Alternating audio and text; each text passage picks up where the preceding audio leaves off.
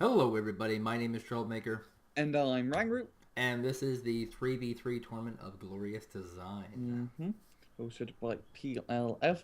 Today we do have SKD, which is on the NATO side, and on the pack side you're still Balalaikas. So on NATO we are represented by Nero, Zwieda, and Dondave representing SKD. And for the Steel Balalaikas playing as Pact, we have Serega, Valentine, and KneNasis. And you have a NATO on packed engagement. I haven't seen any NATO on NATO engagements yet, which is quite interesting. And a lot of helicopters from both sides at the start. Still Balalaikas getting lots of Mi-24s, Zwieda getting a bunch of Lynxes. It's a very open concept map. A very open map.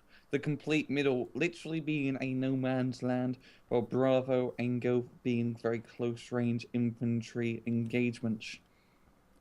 I don't think heavy tanks have much of a point in the game anymore, but on this map, the middle just it hmm works really, really well for heavy tank play. hmm If you can somehow manage to get through the middle without getting shot at by planes, ATGMs, and enemy tanks, you usually need the heavy tanks to get through it. But it's very hard to push through middle on this map. Absolutely hard. And if you can do it, I give you mad props. Yeah, I'm gonna go on a limb here and say that the fights will be at Golf and hmm Bravo because Oh, I'd guess so as well. I bet you $5 on that. And yeah, everyone's buying their units quite fast. Hopefully, it will be starting ASAP. Also, a lot of mountains around the flanks of the map, very good for sneaky peeky recon play. hopefully this isn't too much of an infantry off. The planes, the hmm helicopters always make it a little bit interesting, but yeah, it looks like a decent amount of Super Cobras coming out here for Nero. They're like the one of these end game helicopter units for picking hmm off tanks, very high range. Yep, and it also has a bloody aim sidewinder missiles, which are easily used on planes on the side. So very good at knocking out helicopters and especially enemy aircraft. So it's more of an anti-plane helicopter than an anti-helicopter helicopter. It's kind of like a weird niche. Also And very expensive at 120. I mean, it looks like just because neither side really has a ton of units, and neither side really has hmm a ton of expensive units either, it's probably going to be a pretty big air opener. Yep.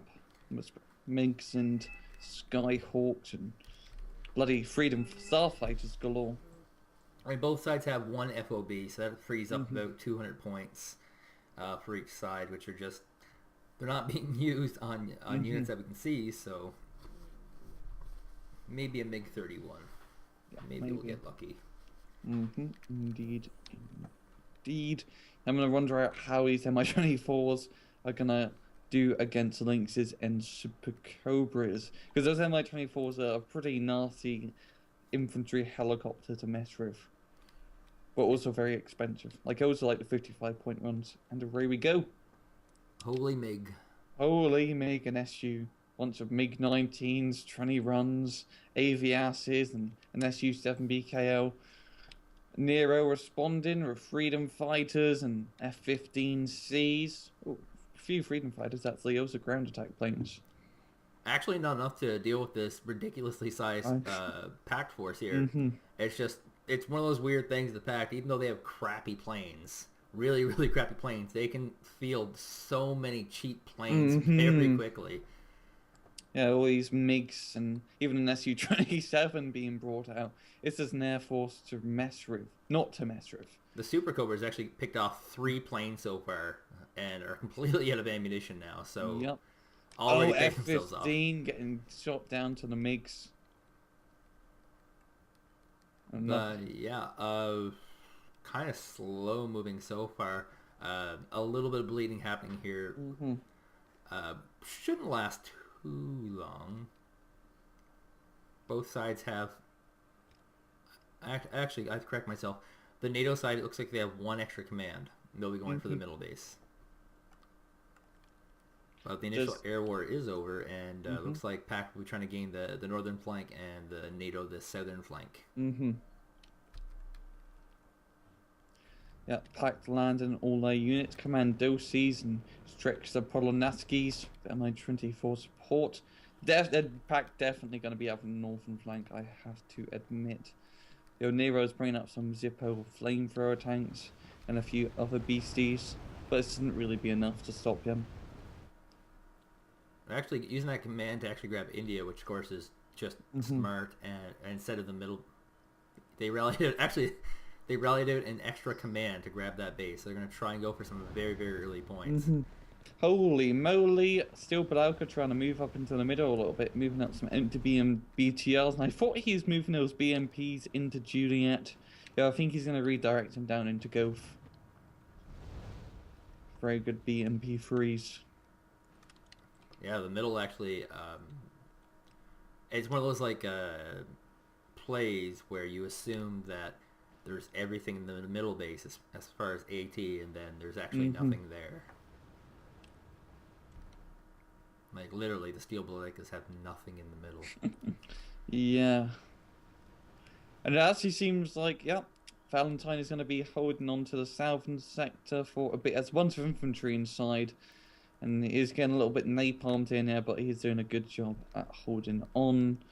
And Zero they're just moving up a bunch of Marines and Gervermans all in single formation. Very easy to pick off out in the open. Especially when you have 40 Motul Strelkis coming in with helicopter support. The bee's knees. That's what you guys say in Britain, right? The bee's knees. Yeah, of course. That's what we say. Right on, chap. So, looks like we're going to see some commands come out from Steel Balalaikas. They're going to capture Echo so far, and they should have a slight advantage. Yep, they should indeed. They do have both northern and southern sectors at the moment. It's pretty important to have. Having both of them will allow you to bleed the enemy for points. Well, they're doing some cool things. They've dropped off their Motul Strelkis out in the open. They're crossing to try and grab one of the reinforcement point sectors, or reinforcement route sectors, I should say. And they also have the two BMP-3s that were kind of rushing out in the open. Moving into defensive position, they do have really, really powerful AT rocket options. Yep. As well as very good anti-infantry options with a 100mm HE cannon and a 30mm autocannon. Just an all-out killer. These two Lob 25s coming with AT, they're going to find a really bad surprise waiting for them, realizing like, oh god, the Motul Strelkis have grabbed the foreground. There's even Prizik Iglas moving through the open to try and grab one of these sectors for some ridiculous AA options. I have to think, LAV, it has to be a small squad, because that's the only American AT squad that can use the LAV, and you never see small squads being used. One of the new units being added in the DLC, so I wonder how they will compare up. Against a Motul Strelki, not good. Indeed, especially when it outnumbered 2-1. And it does seem like, still Balalaikas is going to have very good map control. Are they going to be even more aggressive and try to take even more points? We'll just have to see. We got 2 commands moving out so far. And they should be able to grab Delta. And the two wing shape.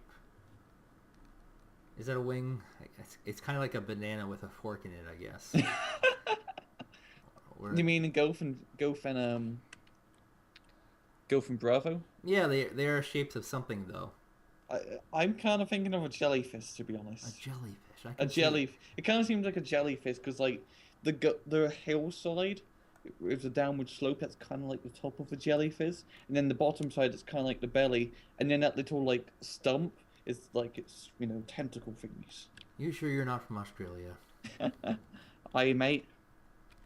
Oh god, they even speak the language. Crikey. Valentine moving some empty Euros down south into Keeler. Gonna try to spot some units and take some fire. Those LAVs are gonna be greeted unnicely by those Mot Strakleys anytime now. Ambush waiting to happen. It's going to be the AT apocalypse, and there's not much you can do about it. Currently, not much vision. He does see the Prizik Iglas moving into position, But he doesn't realize the modal shockies are there right now. Well, he does now, but... Oh, he misses. He misses the LAVs first off. Will the second barrage hit him? Yeah, there goes one LAV. The other one backing off really fast because it does have 100 km/h speed. Now these schmas are insanely popular. For the first, I'd say 2 weeks of the DLC, like, people were using nothing but those schmas just because they can kind of defend themselves against infantry, kind of. But not too effectively because they don't have a machine gun. So I will admit they're a bit of a gimmick unit because they have that small rocket launcher. It's just my favorite rocket launcher in Battlefield 4, but it's good, but it's only good at destroying tanks. And you have a Carl Gustav, which is slightly worse, and you can get a lot more squads with a Carl Gustav, which have a lot more usability, while the small squad is only good at ambushing tanks, and that's its only role it's amazing at. And yeah, these steel Balalaikas have stuff like they're actually quite far behind. I just looked at the score. They're 200 points behind, and they'll need to hold on to these 2 points for a long time. Yep, and there's 32 minutes in the match, so hopefully it won't just be a shitting roar for too long. Yes, because we have like 110 more of these games to cast, and yeah, if they're all just games where they just sit across from each other and smile, that'd be very interesting. That'd be very entertaining for you guys to see. Very long tournament. Yeah, indeed, Joe. Just everyone's repositioning their units. Nero bringing up a bunch of like mountaineers, or probably mountaineer squads up north into Bravo. Was bringing out an F-15C Eagle. There's kind of a mass spec ops tactic going on right now. There's that one with the ridiculous name kind of floating around. There's a Red Vedkas passing through the middle, and then there's a group of infantry passing through the south. And there's a Spetsnaz as well in the northwestern quadrant, just running through the mountains. So these guys are really loving these ambushes. This is a really, really long-term play. Especially, it takes a long time to move infantry around these mountains, especially the Spetsnaz. But it does pay off in the end if you can snipe SCV, especially at Hotel, because that is a free capture point. That's a free worth. That's a free worth capture point area zone. I don't know what I was trying to say here. Yeah, but it kind of shows like the caliber of talent when you're looking at the very, very high end. Like at the high end, they would have something spotting for that area, or they would have something defending at Hotel, which currently there's not. And nothing really to defend yet. You'd like to note how Nero, he's moving his mountaineers, he's moving half of his mountaineer forces up into the mountain, while the other half will be down below in Bravo. He's probably going to try to move up, but that's a lot of Mott Strackley from Steel Balauka. That's a lot of Mott Strackley. And there's no tank supporting, there's no vehicle supporting. This is pure infantry versus infantry, and this could not go well for him. That's just a lot of infantry, good God. Not even napalm. If you had some napalm, like, there's kind of a chance it might work out, because the napalm's not exactly scientific. It's kind of, a lot of it gets to be random as to where exactly the fire hits and where your units are positioned and how many you have. How densely packed the thing is. Yep. Down bottom, Zwieda trying to move up some SAS through the mountains. So Steel Balauka does have that locked down with a bunch of Mott Strackley hunting them out, trying to get the SAS squad. And they are running for their lives at the moment, trying to get out. Little game of cat and mouse. Well, the SAS do go insanely fast, so I think we're going to be able to get out of that situation relatively unharmed. Maybe catch up to the Spetsnaz and wipe them out. I mean, that is a lot of SAS. Dear God, that was 2 squads worth. especially against only one squad of 2 guys. That is quite a big accomplishment. Also, still Balalaikas trying to make sure his SAS don't live napalm in that whole forest side, and that's a bit of a graphical, glitch with that napalm, like floating in the air. Do you see it? Yes, actually. Yeah, right. An angle it almost looks like a volcano. I have it looking like a claw. Yeah. For me, from my angle, I have like a claw coming out of the mountain, like trying to Oh. grab the SAS. You know, Mm-hmm. that's a. Claw of fire. That's very poetic. It's okay. They will fix that in Red Dragon. There will be no fire claws. No more fire claws. There will be fire claws. dragons. That's right. It's called Red Dragon. Yeah, actually, I can kind of see where you're thinking volcano, like magma rolling down the hills. Well, This magma is a volcano metagame going on. There's probably people at Eugen Systems and the Focus Home who are probably watching this and going like really guys, we didn't think you guys be fighting for this bloody mountain. Well, we didn't want to animate the napalm for this part. No one would ever go here. But look at you guys ruining all our fun. We bug tested it for a week and that did not come up. I think it was like 3 months they bug tested the game for. Yeah, it was quite a long beta for this game. It was pretty obscene.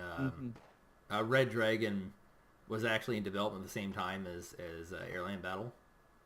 Besides, two separate engines. They announced that they were working on Red Dragon just before they released Airland Battle. I actually did not know that. Very interesting to know. Indeed. They're just positioning players from both sides. Nero moving some mountaineers in the forest, using them to their namesake in the mountains, of course. Trying to get some long-range ATGM shots off on the Strellas. And it almost feels like these middle bases should be reinforcement points. You mean Bravo and Gulf? Yeah, they should. They used to be. Yeah, they still should. Like they should be. Like they don't feel as strategic. I'd kind of have to disagree because if you have Bravo and you have a resupply point there, it's going to be very hard to take back because you have a road very close to that town, and it will require a lot of napalm to take it back. I think a better solution would have like a resupply point in India and then a resupply point in Echo, because it's already run in Charlie and bloody Lima. That makes sense. Just these really long reinforcement paths are really bog down defending anything, and like those, I guess, 90 mountaineers in the woods, like. It's really not a good position. Yeah, not really. Also, this map, it's a very hard map to attacking because you only have those 2 northern and southern points to really hold on to. Moving through middle is bloody suicidal, and that's really and India and Kilo are the only other places to move up, but those places are heavily defended. So I think we're going to be really just having a shitting war where both sides just shitting their butts. Yeah, and the bottleneck entrance is just they're just proving with this TO-55, this napalm, just why having one entrance in anything is a bad idea. Yeah, flamethrower tanks great at shutting down those entrances up and down the hills. Really a mainstay. One of my favourite purposes of napalm tanks. Oh, here comes a helicopter. Oh god. Oh, H's and Apaches, Super Cobras galore. These are the big expensive ones that are really hard to destroy, and there goes an Apache. I'm going to try to get as much as I can possible. Oh god. Here comes some MiG interceptors to try and pick them off. There goes another Apache. And that's it.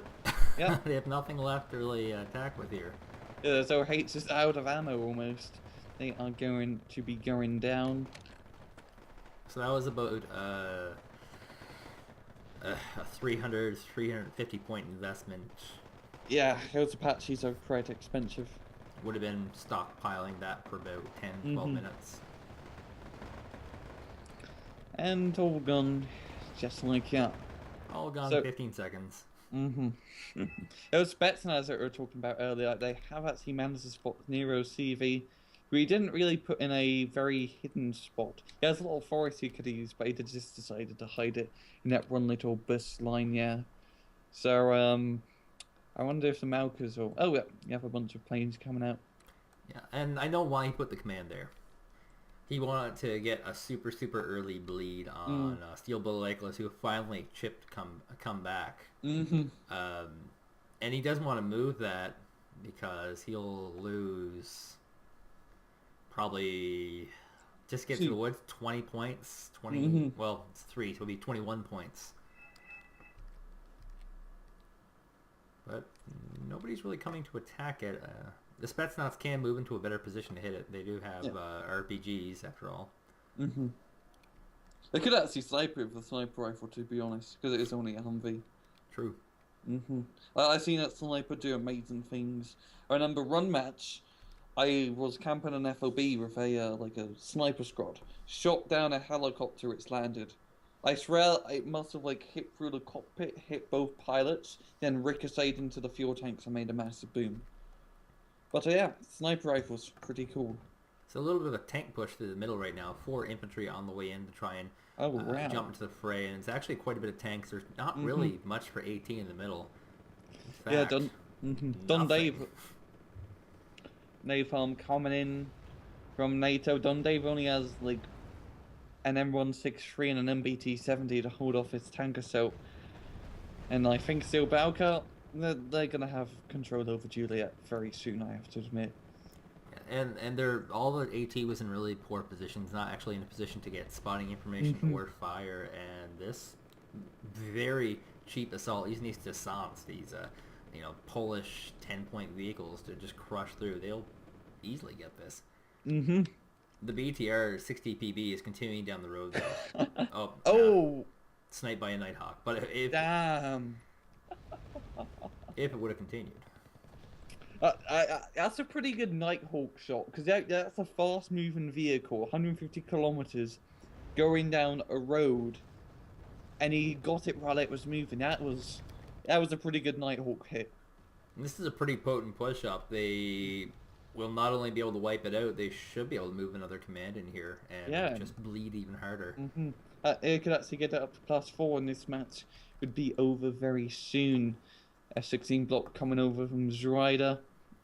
Lots of 250 kilogram bombs being dropped on T-64s, taking a bit of damage.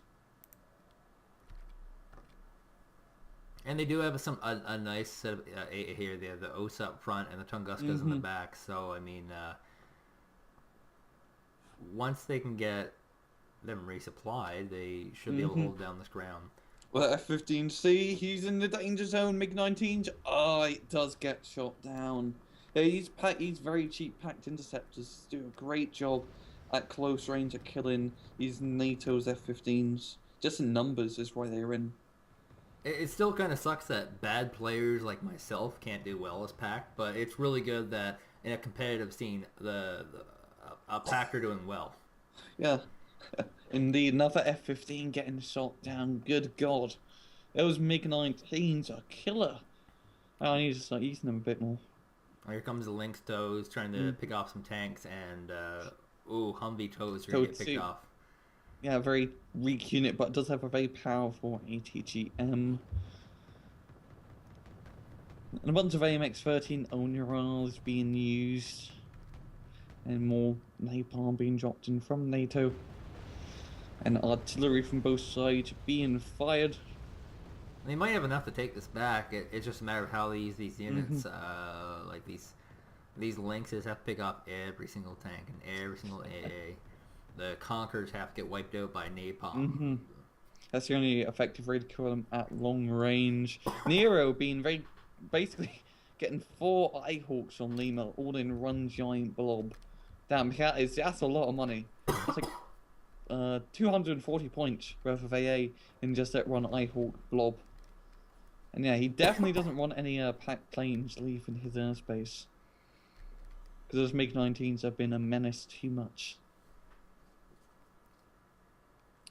Humvee TOW 2's moving up. picking off tanks with that powerful ATGM. Bless you. Thank you. I'm dying here. Tim Hortons is closed. They had no power. It was like the third world. Dear God. You poor Canadian. Yeah.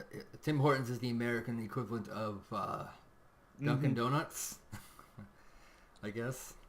Yep. Basically, it's everywhere. For example, by my house, there's 3 Tim Hortons within a 5-minute drive.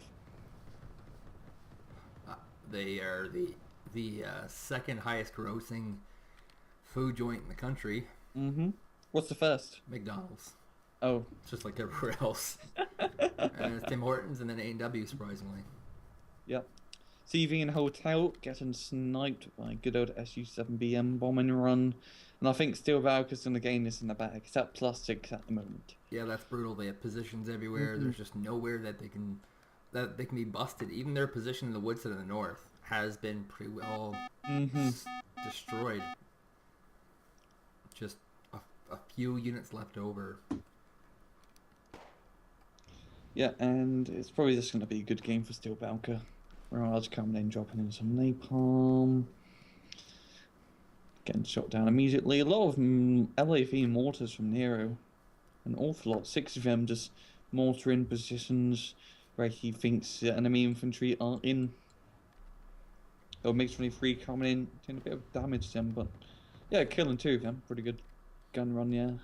For most of these going in, I kind of know, like, I have a feeling like I know who's going to win. I know who the favorite is. But with Steel, Balalaikas, and SKD, I just had no, like, because these SKD guys, I've never seen these, or... Same. I've seen one of them. I've seen Zwieda, or, whatever. But I've never seen Nero and Dondave, ever. Yeah, I've never seen them play as well, so there are newcomers to our little, to what we have seen. And it's just like we cast that game with the red... Red Chieftains. Red Shiftons, or whatever. Chieftains, yeah. That was an upset to me, just because they're all playing as joke names. And, yeah. Well, like, that's another game down. That's another long slugfest, a little bit Steel Valka gaining that. I hope we don't see that map again, to be honest. I really do not like Lilyhammer. Just Banhammer Lilyhammer. That place does not deserve the Olympics. Yeah. And yeah, that's another cast. I'm Rangru. And I'm Troublemaker. Take it easy.